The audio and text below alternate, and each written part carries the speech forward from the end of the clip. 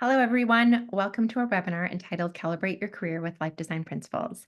I am Nicole Santani, Alumni Career Coach at the Carlson School of Management, and I'm thrilled to be here with you today. Alumni Relations at the Carlson School connects alumni, students, and the community back to the school and to each other and seeks to provide meaningful and valuable resources and opportunities.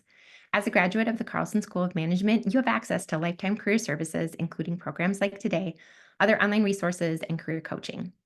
Alumni Career Services is powered by philanthropy and would not be available without the generous support of the Carlson Family Foundation. In this session, we will take a look at variables that can impact our career well-being.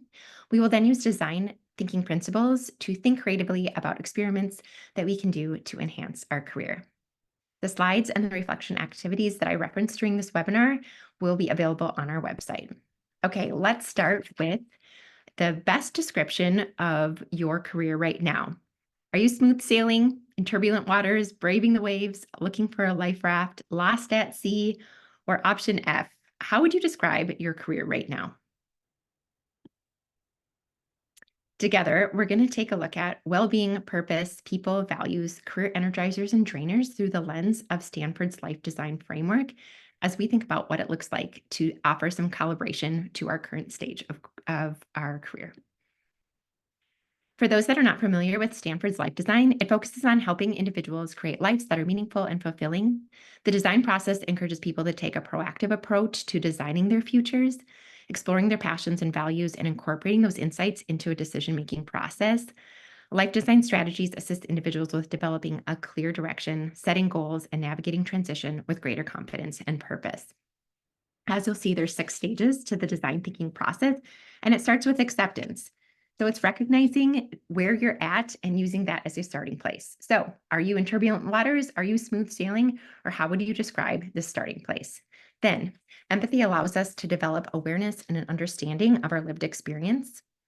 Then we move to defining a problem or an area we want to focus by framing and reframing it so that it truly reflects the needs for which one is designing.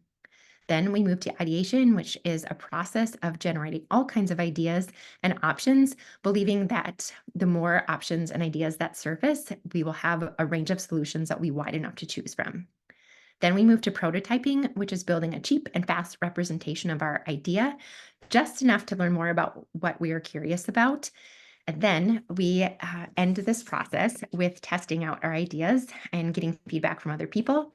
The process never ends, though, because we iterate in the design process. If this is intriguing to you, Bill Burnett and Dave Evans have a book called Designing Your Life and Designing Your Work Life that could be of interest, and I highly recommend. There's different kinds of thinking.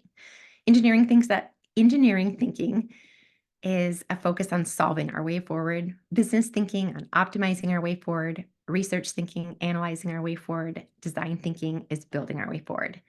So for the next several minutes, let's focus on how we may build our way forward as we think about career calibration. I'm going to walk through several variables that can be influencers on our career well-being. And then I would encourage you to think about which variables need some focus and attention and what it might look like to practice the ideation process and the prototype process on an area that needs calibration. Okay, but before we jump in, I want to highlight some of the practice and mindsets that are really embedded in the design thinking process. So first, design thinking is embedded in design thinking is radical collaboration. This is deep belief that more people together are going to have generative ideas and add to our process of thinking about things from a variety of options. Framing and reframing is looking at a situation from multiple vantage points, recognizing that there's something that can be missed if we're only looking at it from one angle. Holding a posture of curiosity and avoiding rigid thinking. Being mindful of the process. This involves really recognizing where we are in the design process, leaning into that and not rushing a process forward. Learning how to tell our story to ourselves, but to other people. And there's a huge emphasis on a bias towards action. We're experimenting, we're trying, we're moving, and not sitting back waiting for life to happen. So our careers and our lives require reflection, constant calibration, and collaboration.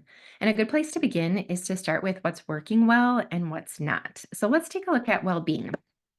I think Gallup's workplace well-being as a model, but certainly there's so many out there as we think about the various dimensions of our well-being, recognizing that one dimension is reciprocal on another and that these dimensions are additive. So what I'd like you to do is think about an area or dimension of your well-being where you're thriving. Next, think about how that impacts another dimension of your well-being. As we think about well-being interconnections, do the same thing with an area where you're depleted and see if you can name how that impacts another dimension of well-being.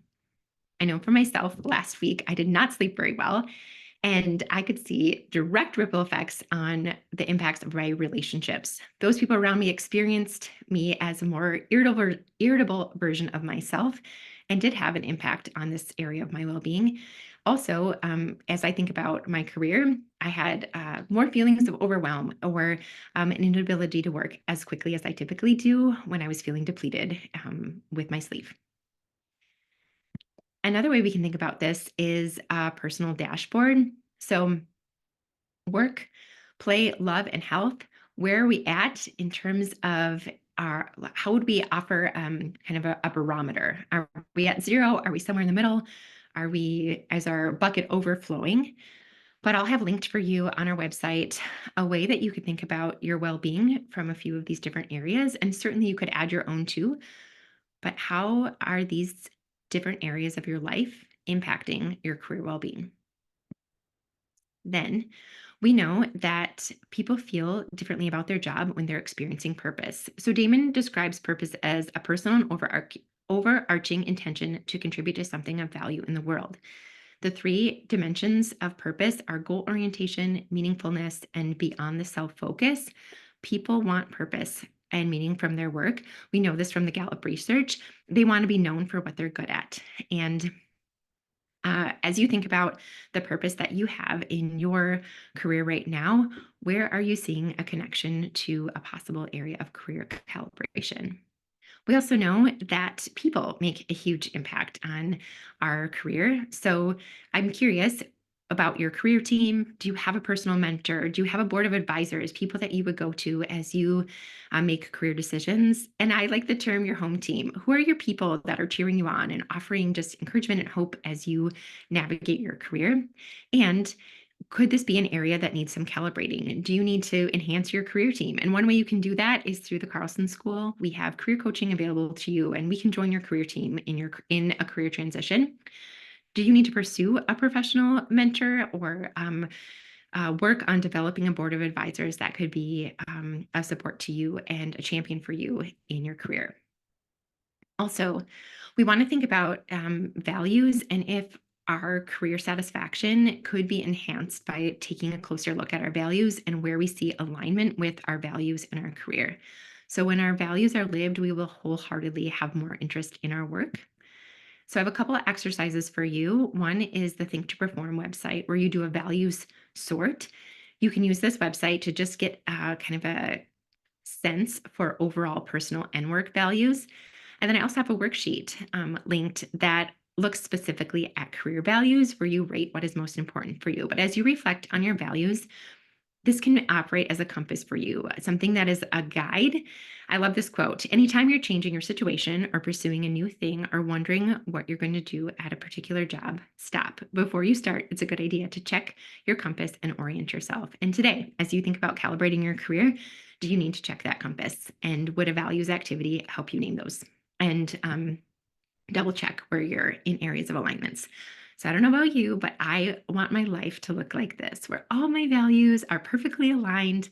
But that's not the way that life works out, right? Our alignment may look more like this, but there might be some circles that are like way off the mark. And that I would say is an invitation for career calibration. But if this is an accurate picture of what it looks like to live in our values, we're going to experience a different level of career well-being.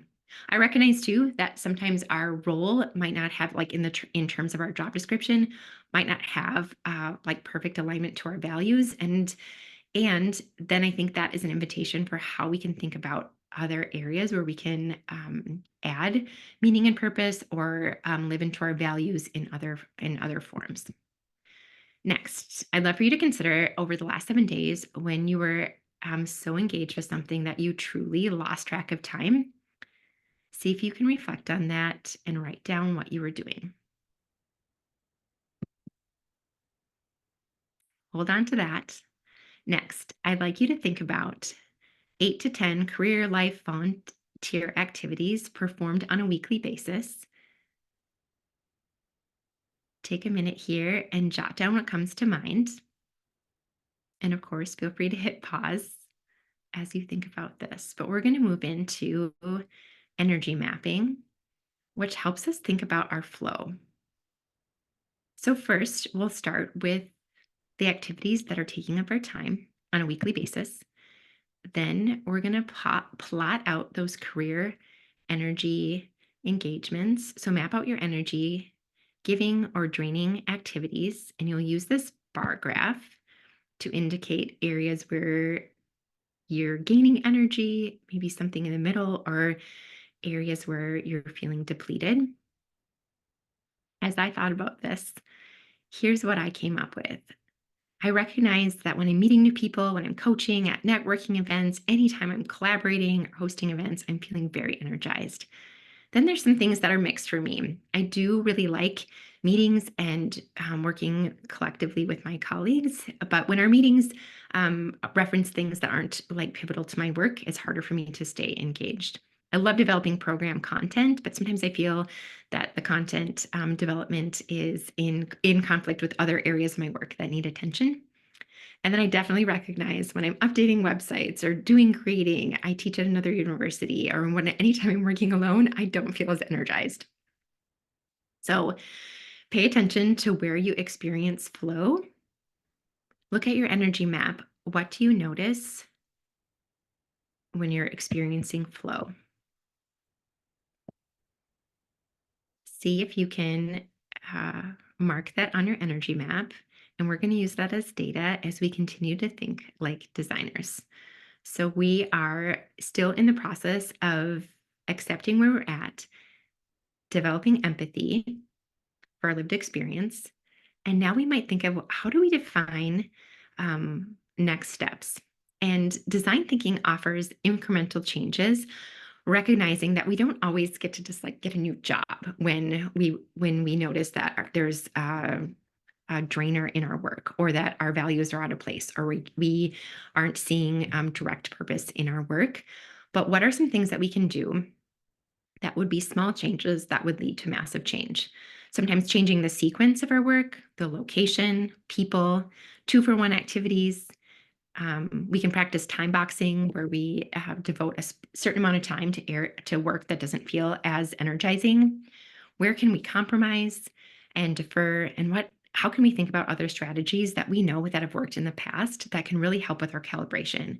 So this slide, as we think about calibrating, what do you notice as opportunities? So this is a silly example, but as I think about weekly things that I need to do, laundry is one of those things.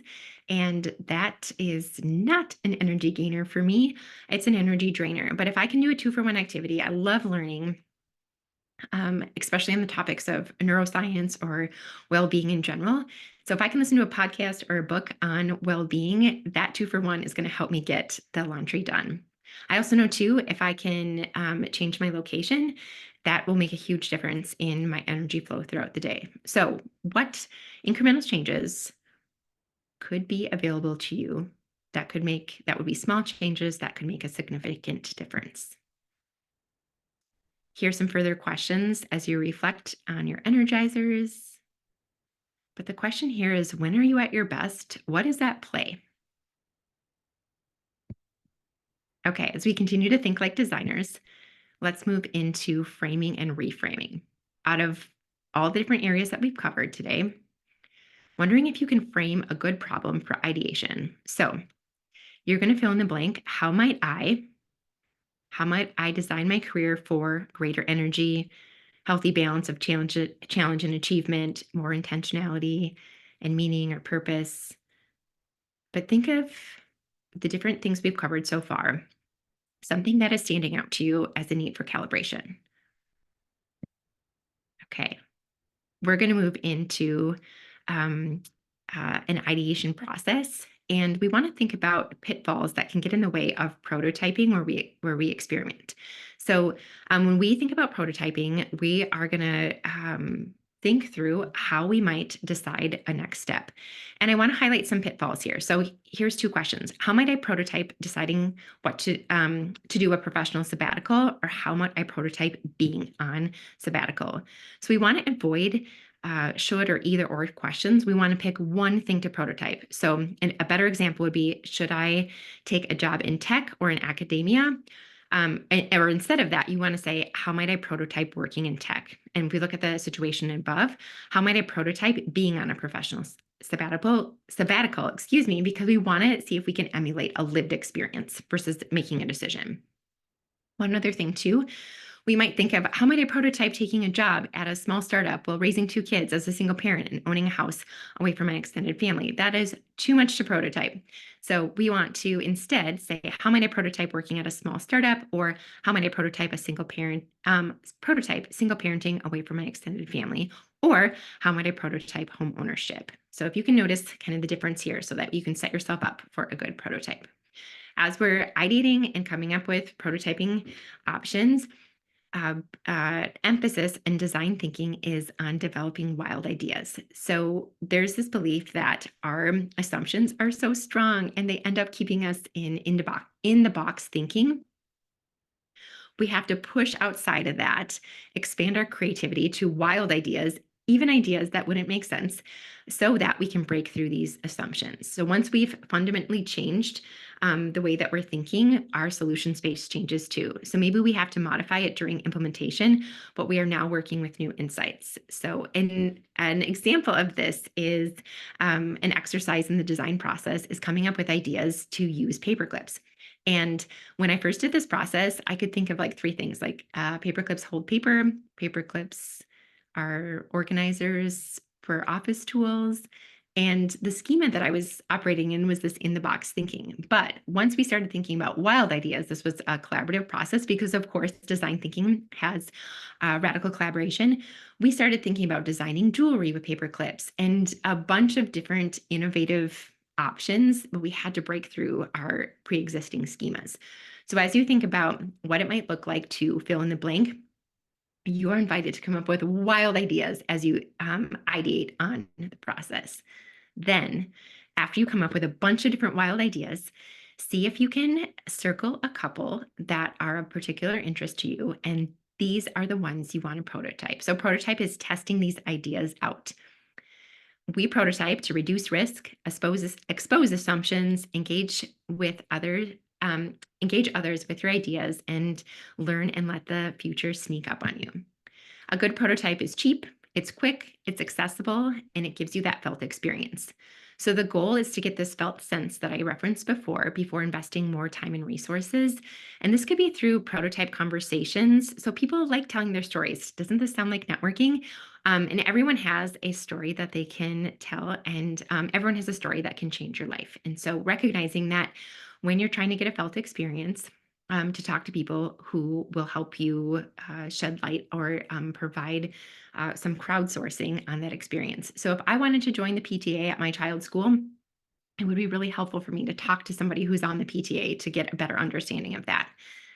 In addition, we prototype experiences. We get a felt quick sense before investing more time and resources. So maybe before I decide to join the PTA, I go to a couple of PTA meetings to get a sense of like, is this the right space for me before it's an automatic yes.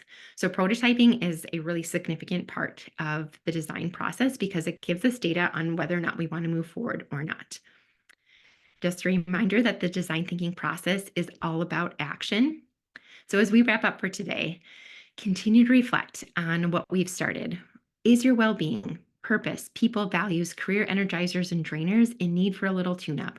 Where and how can you calibrate, even making micro changes that could really enhance your career stage right now? I'd love to continue the conversation with you, and you can request an appointment here. I love this quote. Information is not transformation until you activate it. Reading or listening to something won't change your situation. You have to apply the information you're hearing and seeing to see your life change. What do you know now that wasn't apparent to you in the beginning of today's session?